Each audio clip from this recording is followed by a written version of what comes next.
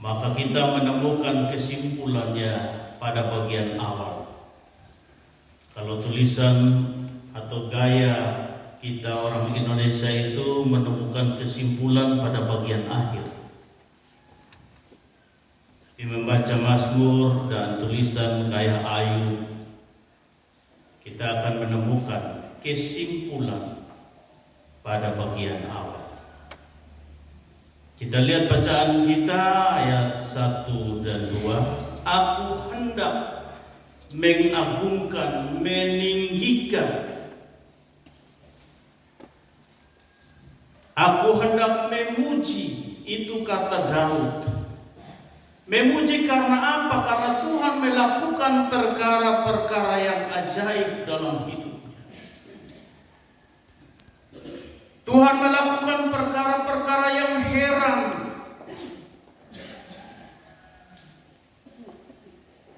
Tuhan melakukan perkara-perkara yang menakjubkan.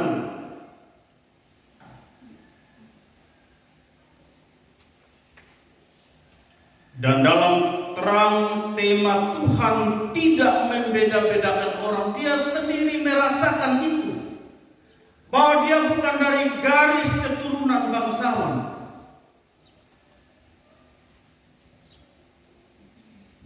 Dia bukan orang yang diperhitungkan oleh manusia, tapi mendapat belas kasihan Tuhan sebagai Sang Pencipta segala sesuatu.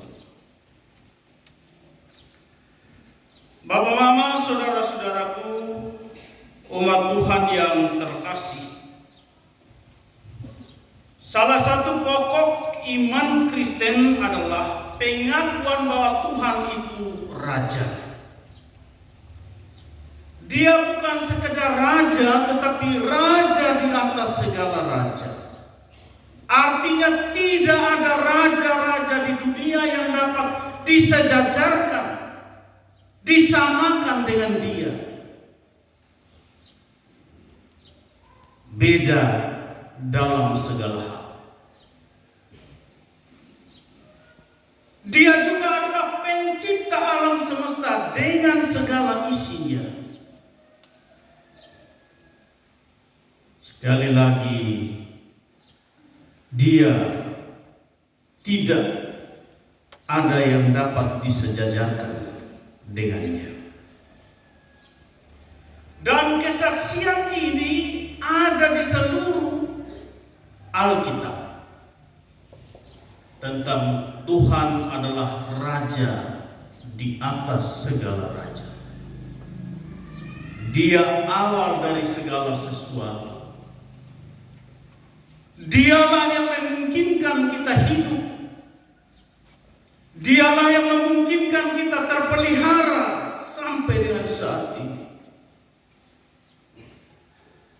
Karena itu kita bersyukur kalau Tuhan kasih kita hikmat untuk ada di hadirat-Nya, untuk menaikkan syukur atas segala kebaikan, kemurahan, cintanya yang tidak bertara itu.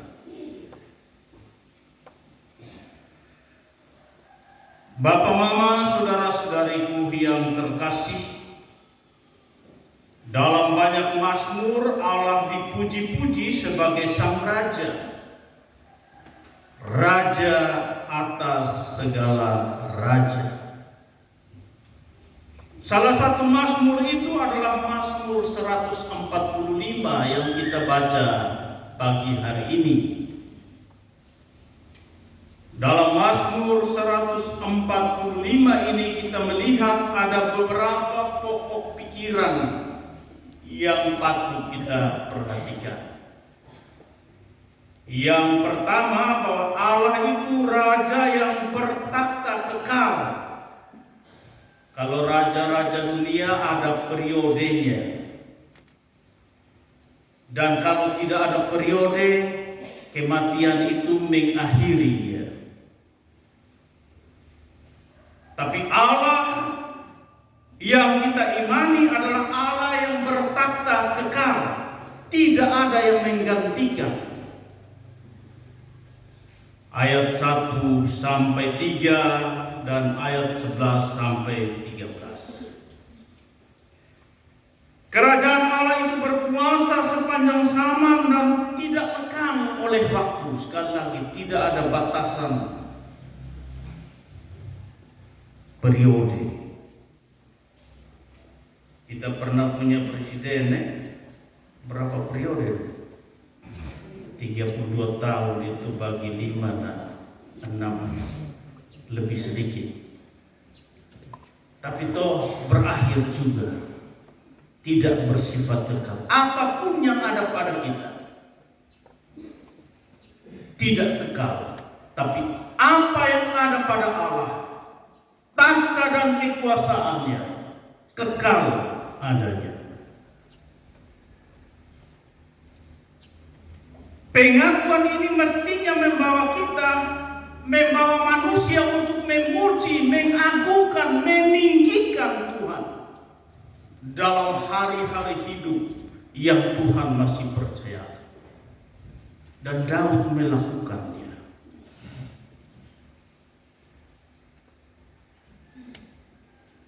Dia memuliakan Tuhan sepanjang waktu.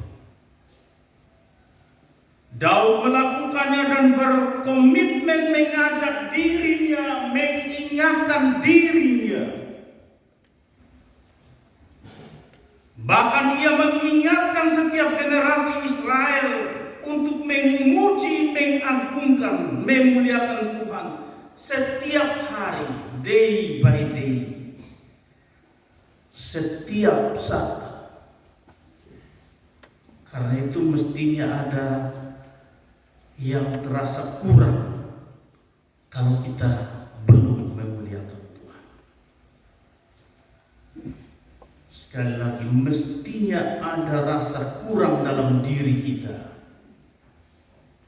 kalau kita belum memuliakan Tuhan. Saya pikir sampai titik ini kita bisa berefleksi. Benarkah kita merasa diri kurang ketika belum memuliakan Tuhan? Ataukah kita merasa diri masih kurang untuk perkara-perkara yang bersifat sementara, tapi yang bersifat kekal kita kebelakangkan?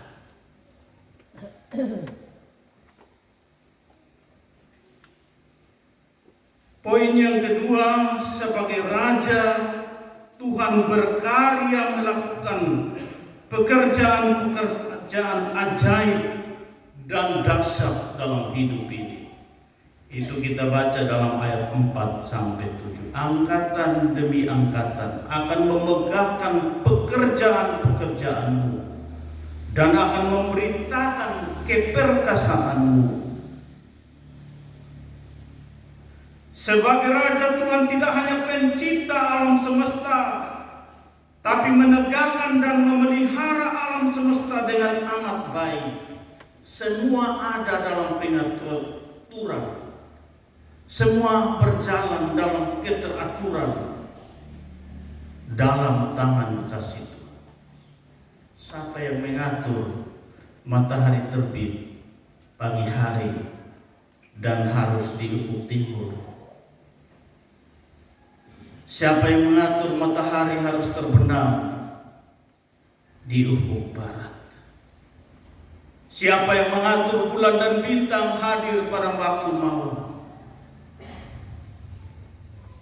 Siapa yang mengatur hidup kita, anak-anak kita, masa depan mereka? Bukan kita, Tuhan. Dia melakukan perkara ajaib dan dahsyat. Bumi dan semua isinya adalah miliknya, bukan milik siapa-siapa. Termasuk kita manusia dengan segala yang ada pada kita, termasuk nafas kehidupan, kekuatan, kesehatan, dan hikmat sehingga kita ada di hadirat saat ini. Bagian dari kemurahan Tuhan, bagian dari kasih sayang Tuhan. Semua yang terjadi dalam sejarah dunia ini ada dalam kendali Allah, dalam kontrol Allah, Sang Raja yang agung itu. Bahkan bangsa Israel hadir dalam sejarah dunia ini karena pengharapan janji Tuhan kepada nenek moyang mereka Abraham, Ishak, dan Israel atau Yakub. Poin yang ketiga, Tuhan Sang Raja itu punya karakter yang mulia,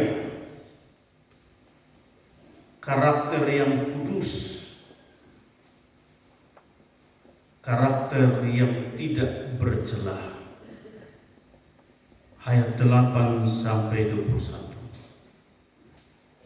Pemerintahan Allah sebagai Raja berbeda sama sekali dengan cara pemimpin dan penguasa memerintah.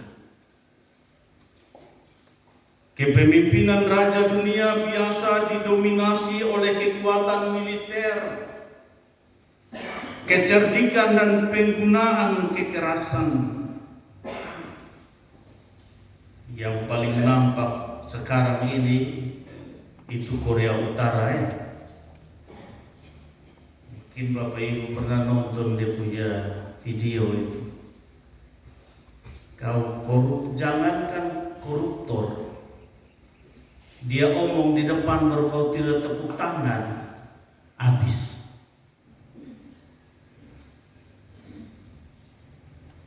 Apalagi koruptor. Saya pernah nonton videonya, dia sengaja gandeng itu koruptor. Kayaknya jalan santai, tapi sampai di tempat kaget-kaget, tempat di mana koruptor berdiri terbuka dan dia masuk di dalam. Tidak tahu apa yang ada di dalam. Menanamkan ketakutan dalam diri supaya menganggap dia sebagai Tuhan yang mesti disegani dan ditakuti. Mungkin dia tidak punya batasan pemerintahan, tapi Tuhan akan mengakhiri.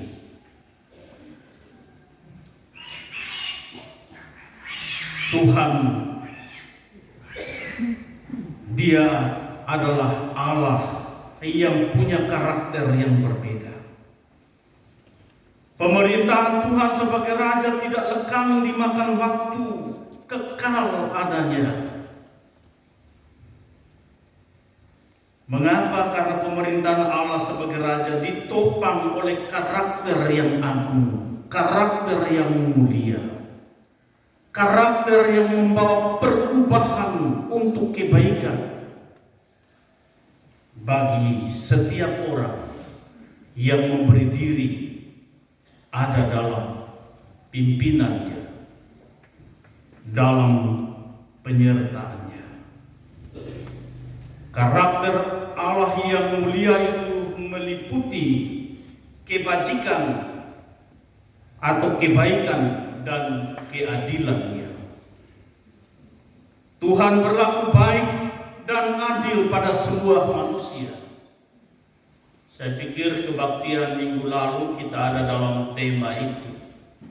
Mika pasal 6 ayat 8. Tuhan melakukan keadilan, mencintai kesetiaan, dan mengharapkan setiap orang yang dia sudah tebus, yang dia sudah selamatkan, untuk hidup dengan rendah hati di hadapan hadiratnya.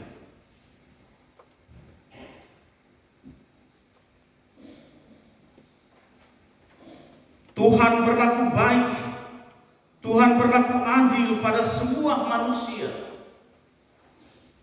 Orang yang diperlakukan tidak adil, ditindas, diperas, dijajah akan dibela oleh Tuhan Allah sendiri sebagai Sang Raja yang mulia.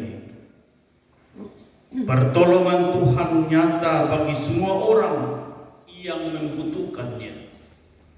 pertolongan Tuhan nyata bagi setiap orang yang berseru dan memohon dengan sungguh kepadanya. Karakter mulia Allah itu juga nampak dalam memberi makanan dan mengenyangkan semua yang hidup. Tuhan memperhatikan kebutuhan hidup setiap orang. Dia menjaga setiap orang yang mengasihi dan setia melaksanakan kehendaknya.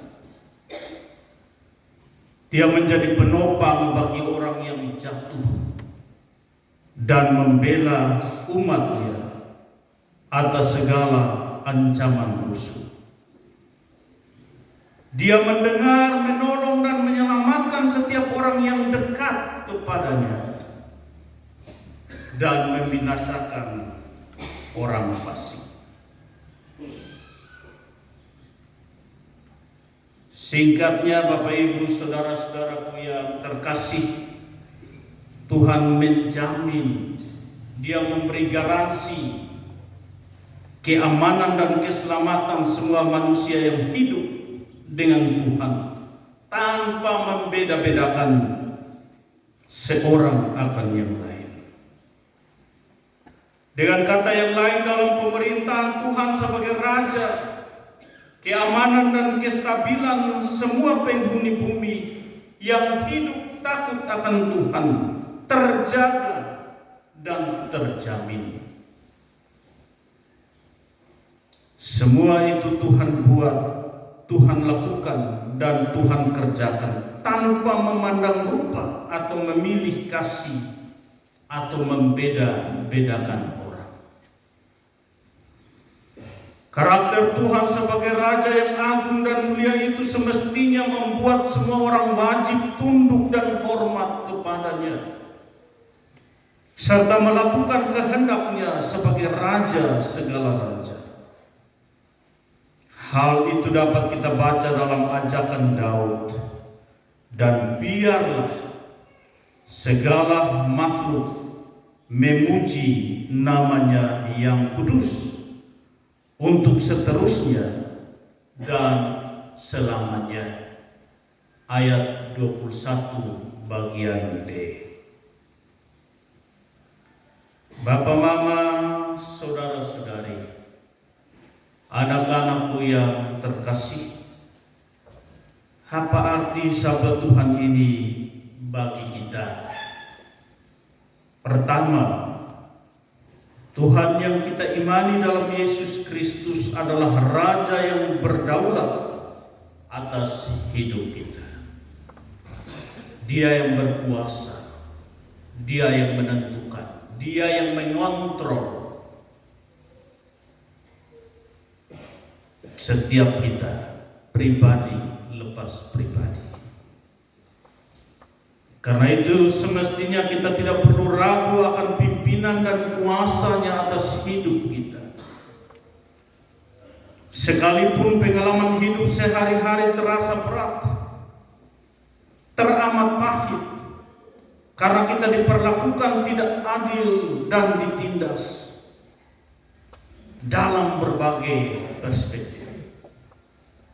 Tuhan Sang Raja Agung itu, Dia akan bertindak sebagai pembela bagi kita. Ia menjamin keamanan dan keselamatan kita yang hidup berharap pada kasih-Nya dan berseru memohon pertolongan-Nya. Dia Tuhan Sang Raja itu akan melakukan perbuatan-perbuatan yang ajaib atas kita, sehingga kita boleh keluar dari kesukaran, kesulitan dan pergumulan hidup yang menindih. Jangan pernah ragu akan kuasa dan pertolongan-Nya bagi kita. Penyertaan-Nya bagi kita tidak pernah lekang dimakan waktu. Percayalah, pada saatnya Ia akan bertindak dan menyatakan keadilan dan pertolongan-Nya bagi Bapak, Ibu, Saudara dan saya. Kita punya Yesus yang sanggup mengubah air mata duka dan kepahitan menjadi sukacita dan kegembiraan. Tidak ada yang mustahil bagi Tuhan. Sebab semua pemerintahan dan kuasa dunia tunduk dalam pemerintahan dan kuasa Tuhan, Raja di atas segala raja itu. Poin yang kedua yang dapat kita pelajari, bahwa di mata Tuhan kita semua sama. Laki, perempuan. Ada yang di luar laki-laki dan perempuan kok. Sama dicintai Tuhan. Tuhan mengasihi semua manusia tanpa membeda-bedakan. Karena itu dalam hidup bersama jangan membeda-bedakan hanya karena kaya atau miskin.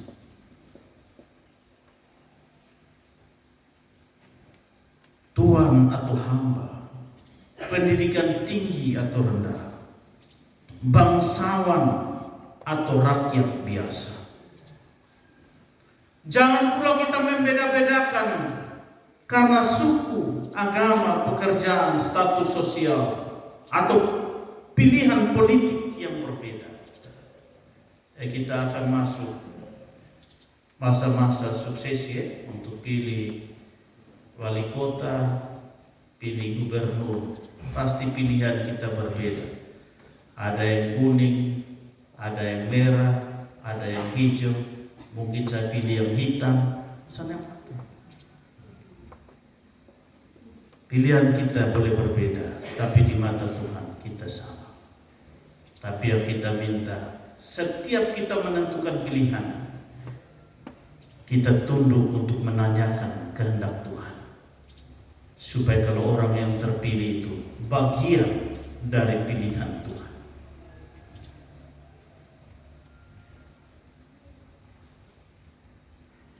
Jadikan karakter Tuhan yang mulia itu menjadi karakter kita sebagai anak-anaknya yang sudah ditebus, yang sudah diselamatkan oleh darah Kristus Tuhan kita. Mengasihi, berlaku adil dan benar, peduli, sabar, setia, bermurah hati, kerelaan menolong tanpa membeda-bedakan satu dengan yang lain. Di mata Tuhan semua sama dan berharga. Tidak ada yang lebih dari yang lain. Karena Tuhan menciptakan semua kita manusia dan mengasihi. Kita tidak pernah bisa meminta untuk lahir bukan sebagai orang sabu toh. Saya kalau bisa minta, saya mau lahir sebagai orang Amerika. Kalau bisa, hanya memang itu Tuhan yang berdaulat. Lu pantas lahir dari orang sabu. Kalau bisa meminta, saya rasa rata-rata yang duduk di majelis juga rata-rata muka-muka ini minta kalau bisa lahir jadi orang Eropa. Tapi tidak, Tuhan mengatur dan itu yang terbaik buat kita. Poin yang ketiga, ceritakanlah kasih, kebaikan, dan pertolongan Tuhan dalam hidup dan siara iman kita. Jangan pernah kita menceritakan yang lain. Kemarin Bapak Mama saya bertemu dengan salah satu jemaat yang membongkar mitos yang menguasai saya selama ini. Saya omong jujur saja, kaitan dengan kitab Pastori ini, semacam terbangun kesan bahwa Pastori ini bisa makan orang kan. Tapi ada pernyataan yang luar biasa. Apa setega itu jemaat Laharui membangun rumah untuk memakan korban pelayannya? Saya tunggu. Beliau katakan lebih jauh, Pak Pendeta, ketika kita melihat bangunan, kita cek yang kerja ini tukang tradisional atau tukang sekolah. Kalau tukang tradisional, dia akan terus mewariskan mitos-mitos yang ada. Bukan kita percaya bahwa hidup ini ada dalam kendali Tuhan. Masa kita pun hidup dan hidup hamba-hamba Tuhan ada dalam kendali tiang nok yang sama? Mungkin ada banyak mitos yang menguasai kita, tapi kemarin saat ini kita mau mengatakan